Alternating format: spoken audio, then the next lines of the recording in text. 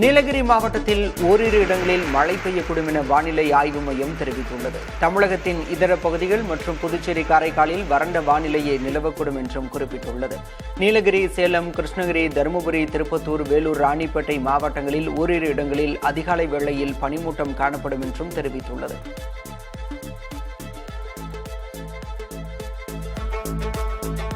Ukraine தலைநகர் கீவில் நிலவும் -20 degree கடும் குளிரால் நீப்ரோ நதி உறைந்திருக்கும் நிலையில் ஏராளமான அன்னப்பறவைகள் உணவின்றி தவித்து வருகின்றன. வழக்கமாக இடம்பெயர வேண்டிய இந்த பறவைகள் காலநிலை மாற்றத்தால் கீவ் நகரிலேயே தங்கிவிட்டதாக உள்ளூர் மக்கள் கவலை தெரிவிக்கின்றனர். போருக்கும் குளிருக்கும் இடையே மனிதர்களும் விலங்குகளும் உயிர் பிழைக்க போராடும் அவல நிலை யுக்ரைனில் ஏற்பட்டிருக்கிறது. ரஷ்யாவில் கடும் குளிர் நிலவும் நிலையில் பல பகுதிகளில் பனி படர்ந்துள்ளது. இந்நிலையில் மக்கள் பனித்தளங்களின் ஊடே குளிர்ந்த நீர் உள்ள பகுதிகளில் நீந்தி மகிழ்கின்றனர். குளிர் மிகுந்த நீர் தங்கள் உடலை பாதிக்காமல் இருக்க வெப்பம் தரும் சிறப்பு ஆடைகளை அவர்கள் அணிந்துள்ளனர். ஸ்காண்டினேவியா நாடுகள், ரஷ்யாவின் வடக்கு பகுதிகளில் பிரபலமாக இருந்த இந்த பொழுதுபோக்கு தற்போது ரஷ்ய தலைநகர் மாஸ்கோவிலும் பிரபலமாக தொடங்கியுள்ளது.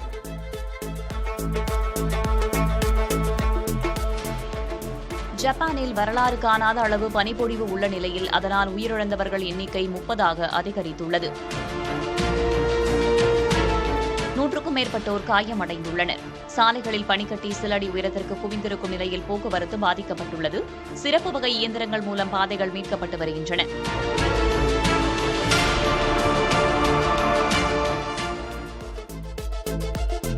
உத்தராகண்டில் 4 வயது சிறுவன் இருமலுக்காக கொடுக்கப்பட்ட மருந்தினால் பாதிக்கப்பட்டு கோமாவில் இருந்த நிலையில் உயிரிழந்த சம்பவம் அதிர்ச்சியை ஏற்படுத்தியது. இருமல் காரணமாக கோல்ட்ரிப் மருந்தை உட்கொண்ட சிறுவன் சிறுநீரகம் உள்ளிட்ட உடல் உறுப்புகள் பாதிக்கப்பட்டு டெல்லி எய்ம்ஸ் மருத்துவமனையில் சிகிச்சை பெற்று வந்தார். தீவிர சிகிச்சை அளிக்கப்பட்டும் அவரது உடல்நிலையில் முன்னேற்றம் ஏற்படவில்லை. இப்போது அவர் உயிரிழந்து விட்டதாக மருத்துவர்கள் அறிவித்துள்ளனர். கடந்த 3 நாட்களில் மட்டும் 23,000 ரூபாய் வரை குறைந்த தங்கத்தின் விலை மீண்டும் மெல்ல உயர தொடங்கியிருக்கிறது. அதன்படி ஒரே நாளில் சவரனுக்கு 2,560 ரூபாய் உயர்ந்துள்ளது. சென்னையில் ஆபரண தங்கத்தின் விலை நேற்று காலையில் சவரனுக்கு 640 ரூபாய் உயர்ந்த நிலையில் மாலையில் மேலும் 1,920 ரூபாய் அதிகரித்து 1,14,160 ரூபாய்க்கு விற்கப்படுகிறது. 1 கிராம் தங்கம் விலை 14,270 ரூபாய்க்கு விற்பனை செய்யப்படுகிறது. இதேபோல 1 கிலோ வெள்ளி விலை 3 லட்சம் ரூபாய்க்கும் 1 கிராம் வெள்ளி 300 ரூபாய்க்கும் விற்பனையாகிறது. ஆஸ்திரேலியாவின் மெல்பர்ன் நகரில் காந்தி சிலை ஒன்று திருடப்பட்டதற்கு இந்தியா கடும் கண்டனம் தெரிவித்துள்ளதோடு அதை மீட்க உடனடி நடவடிக்கை எடுக்க வேண்டும் என்றும் கோரியுள்ளது. மெல்பர்ன் நகரில் உள்ள ஆஸ்திரேலிய இந்திய சமூக மையத்தில் வைக்கப்பட்டிருந்த 426 கிலோ எடை கொண்ட மகாத்மா காந்தியின் வெண்கல சிலை மர்ம நபர்களால் திருடப்பட்டிருக்கிறது. திருடர்கள் ஆங்கிள் கிரைண்டர் கருவியை பயன்படுத்தி சிலையை கால்களுக்கு மேல் துண்டித்து எடுத்துச் சென்றுள்ளனர். கூட்டணி தொகுதி பங்கீடு குறித்து விரைவில் பேச்சுவார்த்தை நடத்தப்படும் என முதல்வர் மு.க.ஸ்டாலின் தெரிவித்துள்ளார். கூட்டணி கட்சிகளுடன் தொகுதி பங்கீடு குறித்து பேசுவதற்காக திமுக விரைவில் பேச்சுவார்த்தை குழு அமைக்கும் என தகவல் வெளியான நிலையில் 2 நாட்களில் திமுகவுடன் பேச்சுவார்த்தை நடத்தப்படும் என காங்கிரஸ் மேலிட பொறுப்பாளர் கிரிஷ் சோடங்கர் கூறியிருந்தார். வரும் சட்டமன்ற தேர்தலில் பாஜகவுக்கு மக்கள் பாடம் புகட்டுவார்கள் என முதல்வர் மு.க.ஸ்டாலின் தெரிவித்திருக்கிறார். சென்னை கொளத்தூரில் செய்தியாளர்களிடம் பேசிய அவர், பட்ஜெட்டில் தமிழகத்துக்கு முக்கியத்துவம் அளிக்கப்படாதது குறித்த செய்தியாளர்களின் கேள்விக்கு இவ்வாறு பதிலளித்திருக்கிறார். மத்திய பட்ஜெட் ஏமாற்றம் அளிப்பதாகவும் முதல்வர் விமர்சித்தார். சென்னையில் 11ஆம் வகுப்பு மாணவன் பள்ளிக்கு போதைப்பொருள் எடுத்துச் சென்ற சம்பவத்திற்கு அதிமுக பொதுச் செயலர் எடப்பாடி கே. பழனிசாமி கண்டனம் தெரிவித்துள்ளார். அரசு பள்ளி மாணவர்கள் கையில் அதிமுக ஆட்சி லேப்டாப் கொண்டு சென்றதாகவும், ஆனால் திமுக ஆட்சி மாணவர்களின் கையில் போதைப் பொருளை கொண்டு சென்றிருப்பதாகவும் சாடியுள்ளார். தமிழக அரசுக்கு கண்டனம் தெரிவித்துள்ள பாஜக மாநில தலைவர் நயினார் நாகேந்திரன், கல்வியில் சிறந்த தமிழ்நாடு என்று விளம்பர விழா எடுப்பதற்கு திமுக அரசு வெட்கி தலைகுனிய வேண்டும் என்று விமர்சித்துள்ளார். வரும் சட்டமன்ற தேர்தலில் தாவைக்கு சார்பில் போட்டியிட விரும்புவோர் வரும் 6ஆம் தேதி முதல் விருப்ப மனுக்களை பெற்றுக் கொள்ளலாம் என அக்கட்சியின் பொதுச் செயலர் ஆனந்த் அறிவித்திருக்கிறார். விஜயின் தாவேகாவுடன் இதுவரை எந்த கட்சியும் கூட்டணி அமைக்காத நிலையில் விருப்ப மனு விநியோகத்தை அக்கட்சி தொடங்க உள்ளது. தமிழ்நாட்டில் உள்ள 234 சட்டமன்ற தொகுதிகளிலும் வேட்பாளராக போட்டியிட விரும்பும் தொண்டர்கள் விருப்ப மனுக்களை பெற்றுக் கொள்ளலாம் என ஆனந்த் அறிவித்திருக்கிறார். தாவேக்குவினர் ஆபத்தில் உள்ளதால் தான் தங்களை காப்பாற்றுமாறு விசில் அடிக்கின்றனர் என அதிமுக முன்னாள் அமைச்சர் ஜெயக்குமார் விமர்சித்துள்ளார். சென்னையில் செய்தியாளர்களை சந்தித்த அவர், லாட்டரி பணத்தில் கட்சி நடத்தும் விஜய் அவர் வாங்கும் சம்பளம் வெள்ளையா கருப்பா என விளக்கம் அளிக்க வேண்டும் என தெரிவித்தார். கரூரில் மக்கள் இறந்தது தெரிந்தும் சென்று பார்க்க மனமில்லாத விஜய் எப்படி 8 கோடி மக்களை காப்பாற்றுவார் என அமைச்சர் ஐ பெரியசாமி வினவியுள்ளார். பேரறிஞர் அண்ணா நினைவு நாளை ஒட்டி திண்டுக்கல் பூ மார்க்கெட் அருகே உள்ள அண்ணா சிலைக்கு ஐ பெரியசாமி மாலை அணிவித்தார். பிறகு பேட்டியளித்த அவர், ஓ பன்னீர்செல்வம் திமுகவுக்கு வர விரும்பினால் அது குறித்து முதல்வர் முடிவு செய்வார் என கூறினார். கலைஞர் கருணாநிதி பெயர் நீக்கப்பட்டு இந்திரா காந்தி பெயர் சூட்டப்பட்ட திண்டிவனம் புதிய பேருந்து நிலையம் இன்று திறக்கப்படுகிறது. திண்டிவனம் தீர்த்தங்குளம் ஏரியின் ஒரு பகுதியில் புதிய பேருந்து நிலையம் கட்டப்பட்டுள்ளது. இதற்கு முதலில் முத்தமிழறிஞர் டாக்டர் கலைஞர் நூற்றாண்டு பேருந்து நிலையம் என பெயர் சூட்டப்பட்டிருந்தது.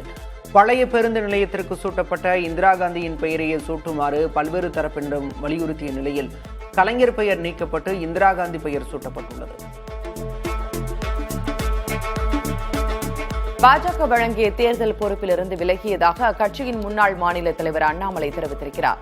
இது தொடர்பாக கோவையில் செய்தியாளர்களிடம் பேசிய அவர், சிங்காநல்லூர் உள்ளிட்ட 6 தொகுதிகளுக்கு வேறு பொறுப்பாளர்கள் நியமிக்கப்படுவார்கள் எனவும் தெரிவித்திருக்கிறார். சில நேரங்களில் ஒற்றை பெண் குயினாக இருப்பதும் தவறு இல்லை என பாஜக மாநில முன்னாள் தலைவர் அண்ணாமலை தெரிவித்துள்ளார். கோவையில் செய்தியாளர்களிடம் பேசிய அவர், பாஜக தேர்தல் பொறுப்புகளிலிருந்து விலகுவதாக தெரிவித்துள்ளார். அண்மையில் ட்ரெண்டான ஒற்றை பெண் குயின் போல மாறி வருகிறீர்களா என்ற செய்தியாளர்களின் கேள்விக்கும் அவர் பதிலளித்துள்ளார். அண்ணாமலையை பாஜக மறந்துவிட்டது என அமைச்சர் சேகர்பாபு கூறினார். அண்ணாவின் ஆட்சிக்கும் தற்போதைய திமுகவுக்கும் சம்பந்தம் இருக்கிறதா என அண்ணாமலை கேள்வி எழுப்பியிருந்தார்.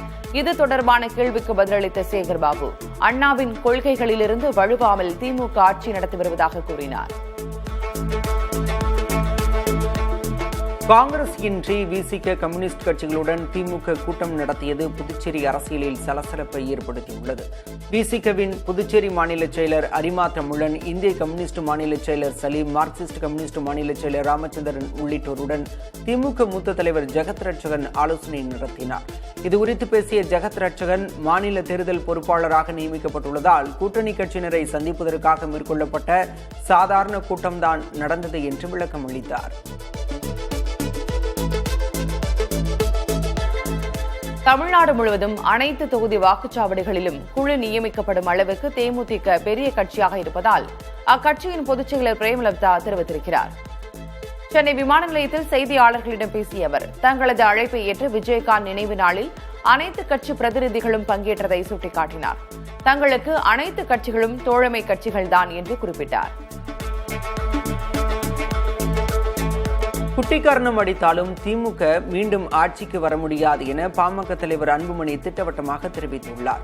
அவர் வெளியிட்டுள்ள அறிக்கையில், 5 ஆண்டுகளில் மக்கள் அனுபவித்த துன்பங்கள், கொடுமைகள், ஏமாற்றங்கள் ஆகியவைதான் திமுக ஆட்சி மீதான வெறுப்புக்கு காரணம் என கூறியுள்ளார். தமிழக ரயில்வே திட்டங்களுக்கு நிலம் தர மாநில அரசு தாமதிப்பதாக மத்திய அமைச்சர் அஸ்வினி வைஷ்ணவ் மீண்டும் குற்றம் சாட்டினார். 2026-27 மத்திய நிதி பட்ஜெட்டில் தமிழகத்திற்கான ரயில்வே திட்டங்களுக்கு 7,611 கோடி ரூபாய் நிதி ஒதுக்கப்பட்ட நிலையில் மாநில அரசு நிலம் வழங்க தாமதிப்பதாக மத்திய அமைச்சர் அஸ்வினி வைஷ்ணவ் குற்றம் சாட்டினார். சென்னை மெட்ரோ ரயில் 2ஆம் கட்ட திட்டத்திற்கான நிதிநிலை குறித்த தகவல்களை மத்திய அரசு நாடாளுமன்றத்தில் பகிர்ந்துள்ளது. மொத்தம் 119 கிலோமீட்டர் தொலைவிலான இத்திட்டத்திற்கு 63,246 கோடி ரூபாய் மதிப்பீட்டில் மத்திய அரசு ஒப்புதல் அளித்துள்ளது. இதில் மத்திய அரசின் பங்காக 10,354 கோடி ரூபாய் வழங்கப்பட்டுள்ளது.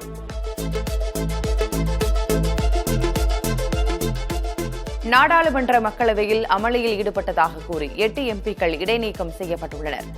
சீன ஊடுருவல் விவகாரம் குறித்து பேச ராகுல் காந்தியை அனுமதிக்காததற்கு எதிர்ப்பு தெரிவித்து சில எம்பிக்கள் ஆவணங்களை கிழித்து சபாநாயகர் இருக்கையை நோக்கி வீசினர். அவை விதிகளை மீறியதாக கூறி மாணிக்கம் தாகூர், சு வெங்கடேசன், ஹிபி ஹீடன், அம்ரிந்தர் சிங், டீன் குரியகோஸ் உள்ளிட்ட உறுப்பினர்களை நடப்பு கூட்டத்தொடர் முழுவதும் சபாநாயகர் இடைநீக்கம் செய்தார். இதையடுத்து அவை நாள் முழுவதும் ஒத்திவைக்கப்பட்டது.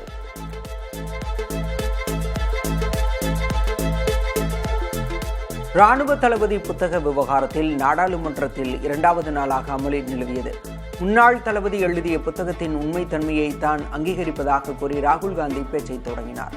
ஆனால் இதுகுறித்து எதுவும் பேசக்கூடாது என அமைச்சர் கிரண் ரிஜிஜு கூறினார். குடியரசுத் தலைவர் உரை மீதான தீர்மானம் தவிர வேறு எது குறித்தும் பேசக்கூடாது என அவைத் தலைவர் வலியுறுத்தினார்.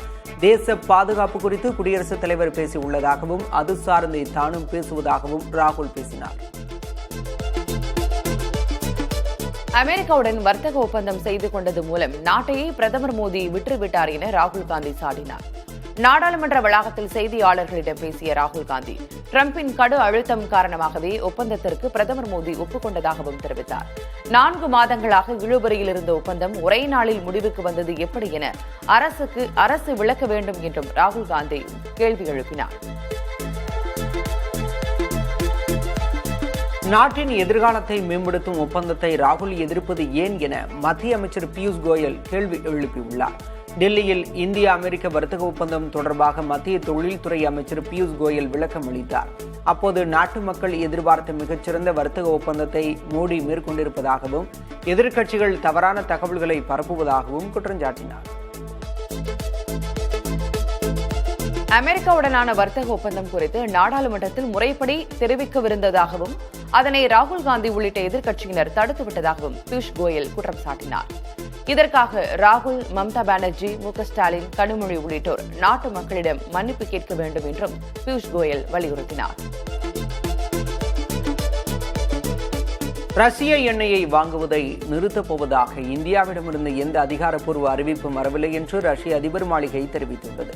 ரஷ்ய எண்ணெயை தவிர்த்து அமெரிக்கா மற்றும் வெனிசுலாவிலிருந்து கூடுதல் எண்ணெய் வாங்க இந்தியா ஒப்புக்கொண்டதாக அமெரிக்க அதிபர் டொனால்டு ட்ரம்ப் தெரிவித்திருந்த நிலையில் ரஷ்ய அதிபர் மாளிகை இந்த விளக்கத்தை அளித்துள்ளது.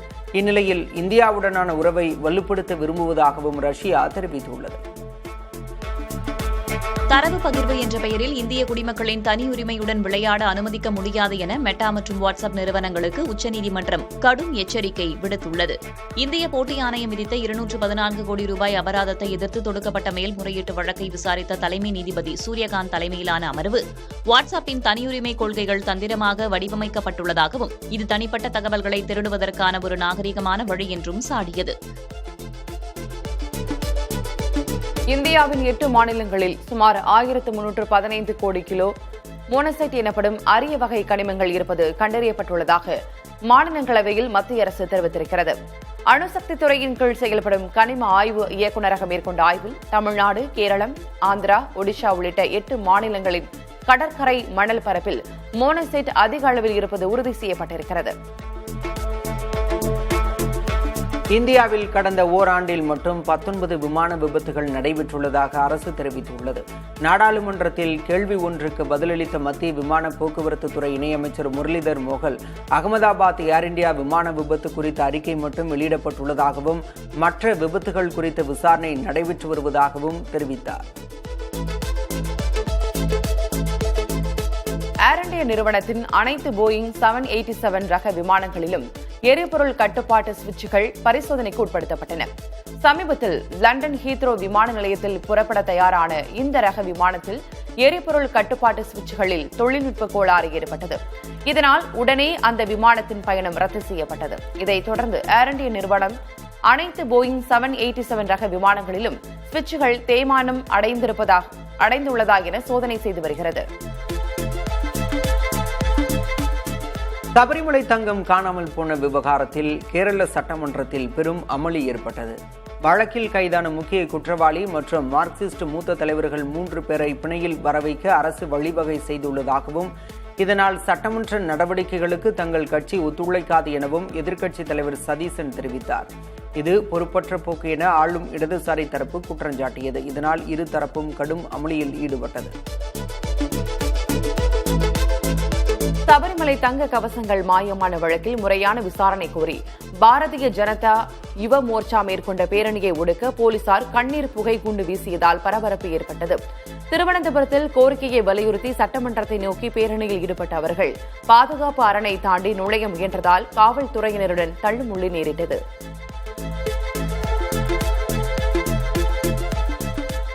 தமிழ்நாடு ஆசிரியர் தேர்வு வாரியம் மூலம் 2023-24, 2024-25 ஆண்டுக்கான முதுகலை ஆசிரியர் காலி பணியிடங்களுக்காக தேர்வு செய்யப்பட்ட முதுகலை பட்டதாரி ஆசிரியர்களின் பட்டியல் இணையதளத்தில் வெளியிடப்பட்டுள்ளது. அவர்களுக்கு எமிஸ் இணையதளம் மூலம் பணி நியமன கலந்தாய்வு நடத்தப்பட உள்ளதாக அறிவிக்கப்பட்டுள்ளது. இதற்கு தேவையான ஆயத்த பணிகளை மேற்கொள்ளுமாறு அனைத்து முதன்மை கல்வி அலுவலர்களுக்கு மேல்நிலை கல்வி இணை இயக்குநர் அறிவுறுத்தியுள்ளார். முதுகலை பட்டதாரி ஆசிரியர் தேர்வில் தேர்ச்சி பெற்றவர்களுக்கு பணி வழங்கக் கோரி சென்னையில் போராட்டத்தில் ஈடுபட்டோர் கைது செய்யப்பட்டனர். கடந்த ஆண்டு 1996 முதுகலை பட்டதாரி ஆசிரியர் பணியிடங்களுக்கு நடந்த தேர்வில் காலி பணியிடங்களின் எண்ணிக்கையை விட அதிகம் பேர் தகுதி பெற்றனர். இருப்பினும் ஏற்கனவே அறிவித்த 1996 காலி பணியிடங்கள் மட்டுமே நிரப்பப்படும் என அறிவிக்கப்பட்டது. புதுச்சேரியில் பணி நிரந்தரம் கோரி சட்டமன்றத்தை முற்றுகையிட முயன்ற ஒப்பந்த ஆசிரியர்கள் கைது செய்யப்பட்டனர். புதுச்சேரியில் 292 கௌரவ விரிவுரையாளர்கள், பட்டதாரி ஆசிரியர்கள் மற்றும் பாலசேவிக் ஆசிரியர்கள் கடந்த காங்கிரஸ் ஆட்சியில் பணியமர்த்தப்பட்டனர். இவர்கள் பணி நிரந்தரம் கோரி 10 நாட்களுக்கு மேலாக பள்ளி கல்வித்துறை அலுவலகத்தில் தொடர் போராட்டத்தில் ஈடுபட்டனர். இதனைத் தொடர்ந்து சட்டமன்றத்தை முற்றுகையிட முயன்றபோது ஆம்பூர் சாலை அருகே தடுப்புகள் அமைத்து காவல்துறையினர் தடுத்து நிறுத்தினர்.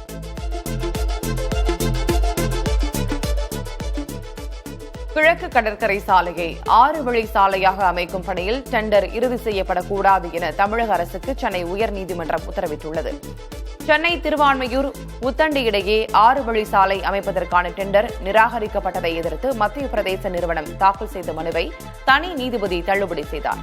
இதை எதிர்த்து தாக்கல் செய்யப்பட்ட மேல்முறையீட்டு மனு விசாரணையில் டெண்டர் இறுதி செய்யப்படக்கூடாது என நீதிபதிகள் உத்தரவிட்டனர். 10 கோடி ரூபாய் டெபாசிட் செய்ய விஷாலுக்கு அவகாசம் வழங்கலாமா என்பது குறித்து லைகா நிறுவனம் பதிலளிக்க சென்னை உயர்நீதிமன்றம் உத்தரவிட்டுள்ளது. லைகா நிறுவனத்திற்கு செலுத்த வேண்டிய 21,29 லட்சம் ரூபாய் கடனை வட்டியுடன் திருப்பி செலுத்த தனி நீதிபதி பிறப்பித்த உத்தரவுக்கு உயர்நீதிமன்ற 2 நீதிபதிகள் அமர்வு தடை விதித்ததுடன் 10 கோடி ரூபாயை டெபாசிட் செய்ய விஷாலுக்கு அறிவுறுத்தியது. இந்த வழக்கில் பதிலளிக்க லைகா நிறுவனத்திற்கு உத்தரவிடப்பட்டது. தமிழகம் முழுவதும் எத்தனை மதுபான கடைகளுக்கு அனுமதி வழங்கப்பட்டுள்ளது என்பது குறித்து அறிக்கை தாக்கல் செய்ய தமிழக அரசுக்கு உயர்நீதிமன்ற மதுரை அமர்வு உத்தரவிட்டுள்ளது. திருச்சி மாவட்டம் தேவதானம் பகுதியில் தனியார் மதுபான கடை அமைக்க தடை கோரி தட்சிணாமூர்த்தி என்பவர் மதுரை அமர்வில் மனு தாக்கல் செய்தார். மனுவை விசாரித்த நீதிபதிகள் ஜெயச்சந்திரன், கே. ராமகிருஷ்ணன் அமர்வு 2021 முதல் 2025 டிசம்பர் வரை எத்தனை மதுபான கடைகளுக்கு அனுமதி வழங்கப்பட்டது என கேள்வி எழுப்பினர். கோவை வெள்ளியங்கிரியில் மேகங்கள் மலைகளை உரசி செல்லும் ரம்மியமான காட்சிகள் வெளியாகியுள்ளன. தென் கைலாயம் என்று அழைக்கப்படும் கோவை வெள்ளியங்கிரி மலையேற பக்தர்களுக்கு கடந்த 1ஆம் தேதி முதல் அனுமதி வழங்கப்பட்டது.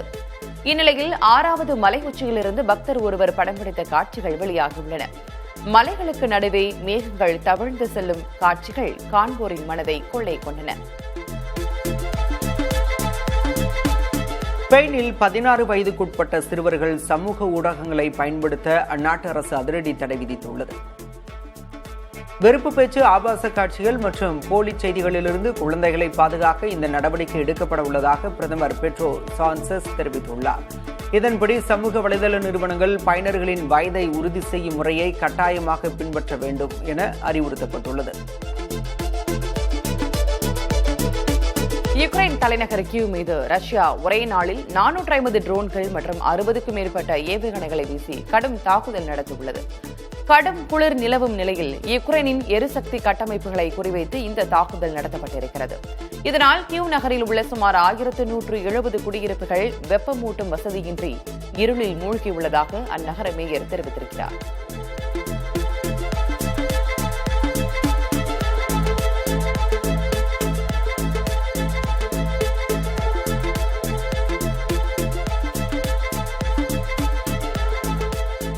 அமெரிக்க வர்த்தக ஒப்பந்தம் இந்தியாவுக்கு பெரிய வெற்றி என தேசிய ஜனநாயக கூட்டணி எம்பிக்கள் கூட்டத்தில் பிரதமர் மோடி பேசியுள்ளார். இந்தியாவுக்கு மிகப்பெரிய சந்தை வாய்ப்பு கிட்டியுள்ளது எனவும் இதனால் ஏற்றுமதியை வெகுவாக அதிகரிக்க முடியும் என அவர் தெரிவித்தார். நெருக்கடியான நிலையை ராஜதந்திரத்துடன் கையாண்டு பொறுமையாக செயல்பட்டதால் இந்த வெற்றி கிட்டியுள்ளதாக அவர் தெரிவித்தார். தலைமை தேர்தல் ஆணையர் ஞானேஷ்குமாரை பதவி நீக்கம் செய்ய பிற கட்சிகளுடன் இணைந்து நாடாளுமன்றத்தில் தீர்மானம் கொண்டுவர திரிணாமுல் காங்கிரஸ் முயற்சிக்கும் என மேற்கு வங்க முதல்வர் மம்தா பானர்ஜி கூறினார். டெல்லியில் செய்தியாளர்களிடம் பேசிய அவர், வாக்காளர் பட்டியல் தீவிர சிறப்பு திருத்தத்தில் பெரும்பாலும் தமது கட்சி ஆதரவாளர்கள் நீக்கப்பட்டிருப்பதாக குறிப்பிட்டார். தேர்தல் ஆணையரை பதவி நீக்கம் செய்ய வேண்டும் என்று திரிணாமுல் காங்கிரஸ் விரும்புவதாகவும் கூறினார். அமெரிக்க வர்த்தக ஒப்பந்தத்தின் விளைவால் இந்திய பங்குச்சந்தை பெரும் ஏற்றம் கண்டது. சென்செக்ஸ் 2072 புள்ளிகள் உயர்ந்து 83,739ஆகவும், நிப்டி 639 புள்ளிகள் உயர்ந்து 25,727 புள்ளிகளாகவும் ஏற்றம் கண்டுள்ளது. கடந்த சில வாரங்களாக அந்நிய முதலீடு காரணமாக இந்திய பங்குச்சந்தை தொய்வான நிலையில் காணப்பட்டு வந்தது. ரஷ்யா அமெரிக்கா இடையேயான நியூ ஸ்டார்ட் அணு ஆயுத கட்டுப்பாட்டு ஒப்பந்தம் பிப்ரவரி 5ஆம் தேதியுடன் முடிவடைகிறது. தற்போதுள்ள கட்டுப்பாடுகளை மேலும் ஓராண்டு நீட்டிக்க ரஷ்ய அதிபர் விளாடிமிர் புட்டின் முன்மொழிந்திருக்கும் நிலையில் அமெரிக்க அதிபர் டொனால்டு ட்ரம்ப் இதுவரை இதற்கு பதிலளிக்கவில்லை. உலகில் உள்ள 87 விழுக்காடு அணு ஆயுதங்களை வைத்துள்ள இவ்விரு நாடுகளும் உடன்பாட்டுக்கு வராவிட்டால் கடந்த 50 ஆண்டுகளில் முதல் முறையாக அணு ஆயுத கட்டுப்பாடுகள் இல்லாத சூழல் உருவாகும்.